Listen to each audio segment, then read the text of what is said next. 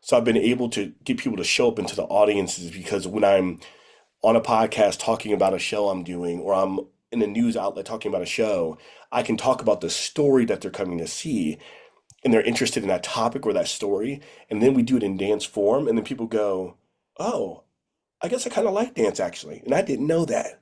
Right. And it's just because you put it in a sense of story. So there's that piece, and then the community engagement part. I think that really hit me in the first kind of big piece I ever made. So I made the show called The Black Card Project. And in around 2015, like all of a sudden our nation was talking a lot about police brutality, black kids were getting shot all over our country. And it was like becoming national news all the time.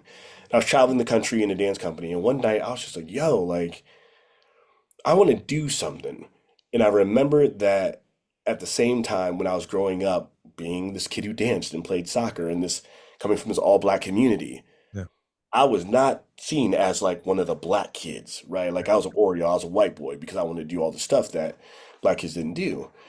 So when I grew up and I realized that some of those same kids who kind of had this idea that if you didn't do black a certain way, you weren't black enough. Yeah. The same kids who found themselves in trouble in prison because they like their scope of what they could be was really, really small. And then Right. here I am traveling the country as this dancer, like wearing a unitard on stage and doing my thing all the time, right? Mm. And so I decided I wanted to do something. I didn't know what to do, but I knew I could make dances.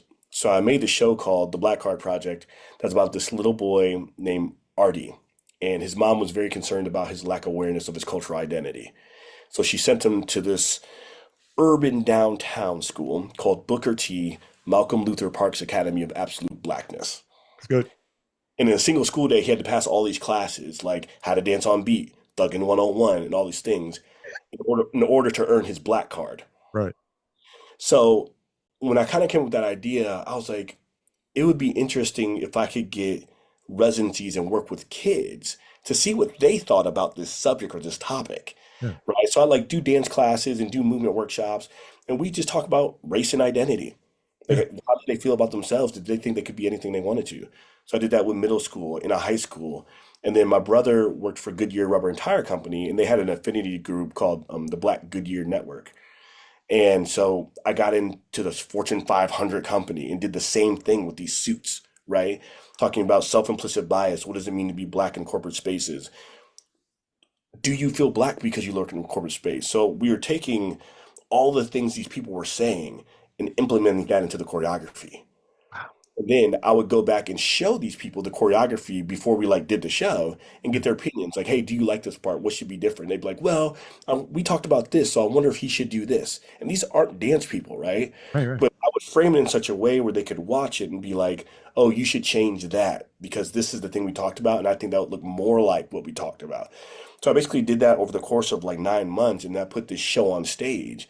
And then everybody who came to the show were all these people who were involved in the making of it, right? So it wasn't just me as the choreographer and the one other dancer in it. There was 50 people in the audience who were also choreographers. So this idea, I've kind of just like continued to build on that. Like, what does it look like to involve people in the creative process of making a show? Learning other people's stories, honoring people's stories, and not being the sole person, kind of like the genius artist who decides I'm the one who knows everything. I'm gonna make the thing. Everybody should be down with it. But like, what does it mean to be almost like a curator of stories and Mm. storiness and putting it into something that feels right for all of us and then presenting what we came up with. So Yeah. that's kind of more how I look at my work than like the sole, yeah, genius choreographer who just makes stuff and everybody should be down with it.